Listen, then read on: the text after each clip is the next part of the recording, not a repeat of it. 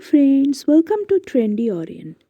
Friends, आपको याद होगा कि कुछ 3 मंथ्स पहले रिया चक्रवर्ती ने सुशांत सिंह दो सिस्टर के अगेंस्ट एक एफआईआर कंप्लेंट की थी, जहां उन्होंने उनके सिस्टर प्रियंका सिंह एंड मीतू सिंह के अगेंस्ट ये कंप्लेंट की थी कि उन दोनों ने इलीगली कुछ मेडिसिन प्रिस्क्राइब किया था सुशांत को, जिसके चलते एक्चुअली सुशांत की हालत बिगड़ गई और वो मेंटल डिप्रेशन में और ज़्यादा आ गए और उन्होंने आत्महत्या कर ली। तो उस एफआईआर के चलते और रिया ने ये एफआईआर मुंबई पुलिस स्टेशन में की थी, मतलब बांद्रा पुलिस स्टेशन में की थी। और उसी एफआईआर का चलते जो केस बना है, उसी केस का हियरिंग चल रही है और कल फिजिकल हियरिंग है। और जैसे आप देख सकते हैं कि सुशांत सिंह राजपूत के फैमिली लॉयर विकास सिंह ने एक ट्वीट किया है आज के दिन ही सुबह 7:30 बजे कि landed in Mumbai to appear first time for physical hearing in the case filed by the SSR sisters for quashing of FIR filed by Rhea. तो ये एक्चुअली ये शुरू कहाँ से हुई, ये हम बताते हैं आपको। ये एक्चुअली 3 मंथ्स पहले की बात है। जैसे आप कुछ लोगों को आप याद होगा और जिनको याद नहीं है उनको मैं बता देती हूँ कि एक चैट लीक हुई थी, और वो चैट लीक हुई थी इंडिया टुडे की तरफ से। हालांकि वो चैट की पुष्टि तो हम नहीं कर सकते, ये इंडिया टुडे ही कर सकती है। तो वो चैट थी प्रियंका सिंह और सुशांत सिंह राजपूत के बीच, जहां प्रियंका कुछ पोर्शन ही उस चैट का उन्होंने दिखाया था हम लोगों को मीडिया में। आप लोग भी देख सकते हो, ये मीडिया में ही है, ये पब्लिक डोमेन में है। तो मैं आपको पढ़ के सुनाती हूँ। वहाँ प्रियंका बोल रही है, फर्स्ट टेक एक मेडिसिन की नाम बोलती है for a week, then start और एक मेडिसिन की नाम बोलती है once every day after breakfast, keep और एक मेडिसिन की नाम बोलती है handy whenever there is anxiety attack. तो सुशांत बोलते हैं ओके सोनू दी। फिर सुशांत बोलता है no one will give me without prescription. तो प्रियंका बोलती है let me see if I manage I. Then उनके बीच एक वॉइस कॉल शायद प्रियंका की होगी जो सुशांत ने मिस किया। फिर प्रियंका बोलती है बाबू call me, I have to send the prescription. Then Priyanka बोलती है my friend here is a renowned doctor who can get you connected to the best doctor in Mumbai, all confidential, no so don't worry. तो फिर प्रियंका फिर बोलती है just call. Priyanka then sends an attachment prescription की। प्रियंका बोलती है बाबू this is the prescription, it's of daily but it should not matter, if anything one can say it is on online consultation. Sushant बोलता है okay thank you so much Sonu दी। बस conversation इतना ही publicly leak किया गया है। अब हालांकि जैसे मैंने बोला, इसका पुष्टि हम नहीं कर सकते हैं कि सच में प्रियंका और सुशांत के बीच ऐसा कोई कन्वर्सेशन हुआ भी था या नहीं हुआ था। बट यही सारी बातों की खुलासा तभी होगी जब ये हियरिंग होगी और उनकी तरफ से उनके लॉयर विकास सिंह जब सवाल करेंगे। तो अब बात आती है कि रिया चक्रवर्ती जो ये एफआईआर की है वो मुंबई में की है और मुंबई पुलिस को की है, जो अगेन इलीगल है। क्योंकि जब सुप्रीम कोर्ट ने सीबीआई का ऑर्डर दिया था तो उस ऑर्डर में ये साफ साफ लिखा था सुशांत सिंह राजपूत के केस में अगर कोई भी एफआईआर होता है, किसी भी कारण कोई भी एफआईआर होता है, तो एफआईआर डायरेक्टली कन्वर्ट हो जाएगा और डायरेक्टली जाएगा सीबीआई के पास। तो उस हिसाब से मुंबई पुलिस को कोई इख्तियार नहीं है कि वो कोई एफआईआर ले सके सुशांत सिंह राजपूत के केस में। तो जैसे रिया चक्रवर्ती का ये एज पर सुशांत सिंह राजपूत के लॉयर, ये रिया चक्रवर्ती का एक चाल है। तो ये बात उन्होंने तभी कहा था जब ये एफआईआर किया गया था। तो आप देख सकते हो उन्होंने ये तभी बोल दिया था I have been given a complaint filed by Rhea Chakraborty in Bandra police station, it's effort to keep jurisdiction of Mumbai police in this matter when supreme court said complaints with regards to death of Sushant Singh Rajput will be investigated by CBI।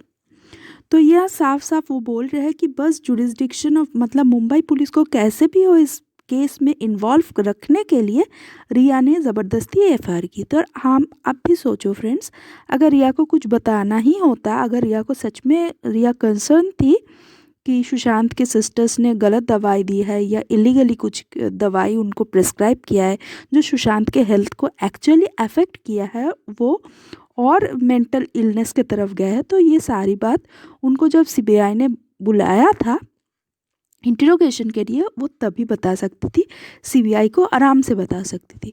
लेकिन उन्होंने ऐसा इसलिए नहीं किया क्योंकि वो सिर्फ Mumbai police को, एज़ पर मी मुझे ये लगता है, वो सिर्फ मुंबई पुलिस को इन्वॉल्व नहीं करना चाहती थी, उसके साथ साथ वो इसको एक्चुअली लीगली उलझाना चाहती थी पूरे केस को। कि उनको बहुत अच्छे से पता था मुंबई पुलिस का इख्तियार नहीं बनता है, अगर वो मुंबई पुलिस को ये केस कर एफआईआर करेगी, मुंबई पुलिस ये केस करेगा और उसके चलते और एक केस तैयार होगा जो अभी एक्चुअल में चल रहा है कि ये केस मुंबई पुलिस के इख्तियार में है या नहीं।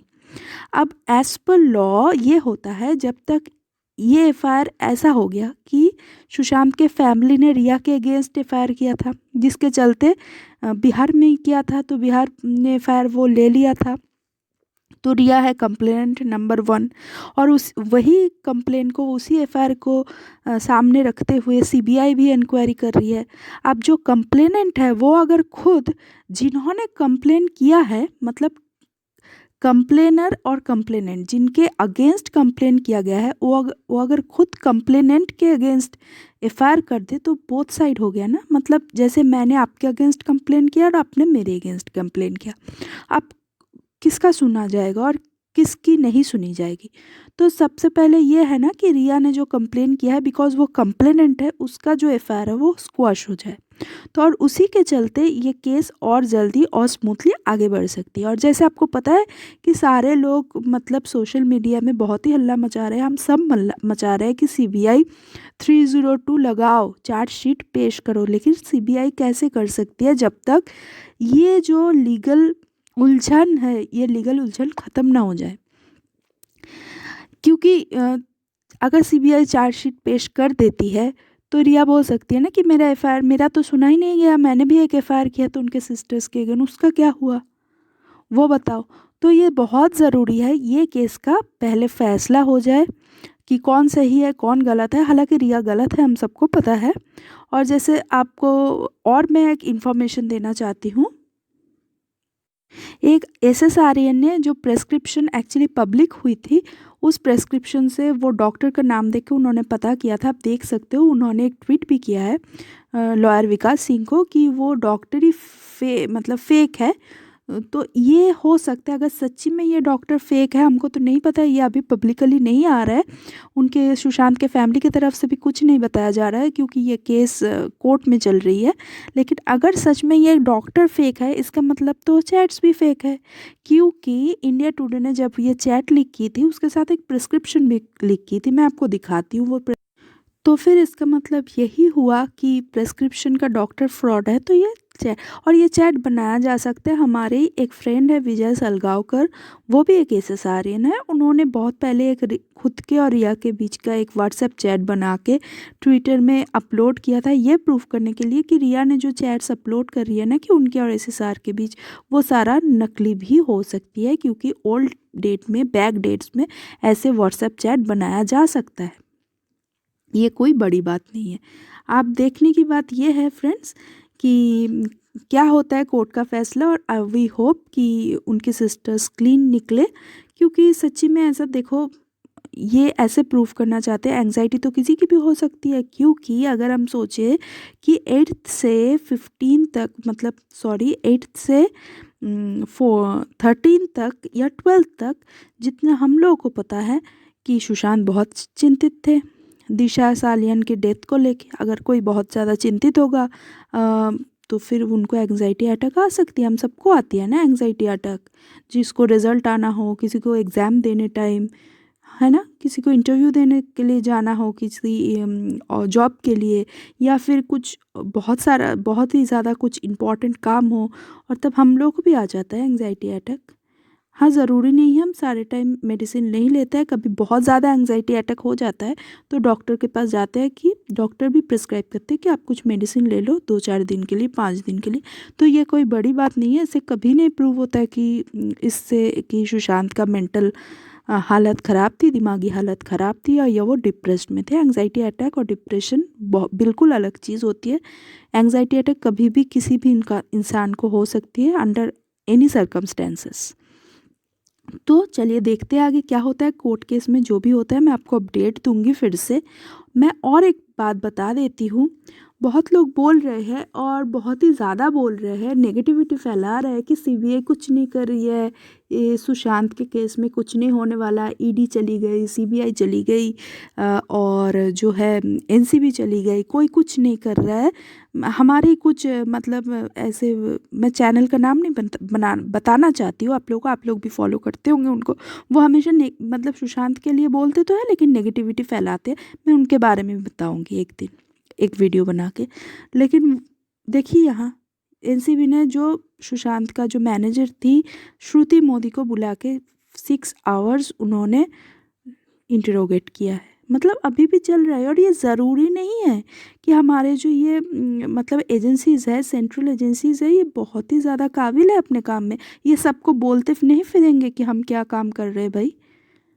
वो अपना काम चुपचाप ही करेंगे और ये बहुत नॉर्मल सी बात है। और मैं इसी के ऊपर नेक्स्ट वीडियो अपना बनाऊंगी और मैं डिटेल में बताऊंगी सेंट्रल एजेंसीज काम कैसे करते हैं।